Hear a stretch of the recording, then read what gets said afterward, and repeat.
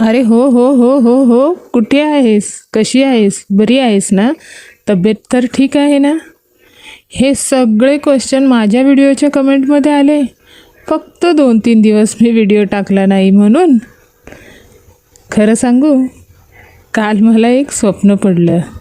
कोणीतरी मला विचारत होतं, तू ठीक आहेस ना? आणि त्या एका क्वेश्चनमुळे मी खूप खुश झाले.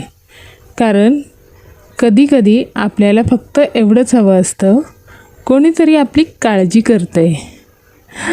जर तुम्हालाही कधी असं वाटत असेल, तर हा व्हिडिओ लाईक करा आणि कमेंटमध्ये लिहा, मी आहे तुझ्यासोबत. तर असा होता माझा आजचा दिवस. आज मी सकाळी सकाळी उठले, त्यानंतर मग माझी दिनचर्या सुरू झाली. आज होता शनिवार, त्यामुळे आज स्वयंपाकाचं टेन्शन नव्हतं. पण मला थोडी घाई होती, कारण मला जायचं होतं नायराला डान्स क्लासला घेऊन. तर हे सगळं मी का सांगते, कारण तुमच्या प्रश्न येतात, काय करतेस, कुठे आहेस, व्हिडिओ का नाही टाकले. तर थोडीशी बिझी होते त्यामुळे. तर त्यानंतर मग मी माझे घरातले जे कामं होते ते आवरले, जसं पाणी भरणं, झाडांना पाणी घालणं वगैरे. नंतर मशीन एक झाली होती, नंतर दुसरी मशीन लावून घेतली आणि मग मी माझी तयारी करायला सुरुवात केली.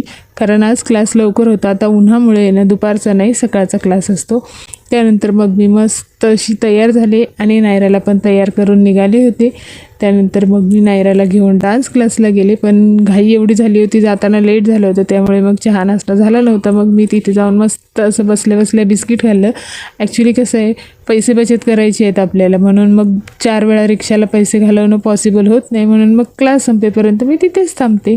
त्यानंतर मग संध्याकाळी ईद होती, त्यामुळे शीरखुर्मा बनला होता, भेंडीची भाजी बनली होती, मसाला भेंडी, भाकरी, भात आणि मस्त अशी मुगाची आमटी. तर हर हर महादेव.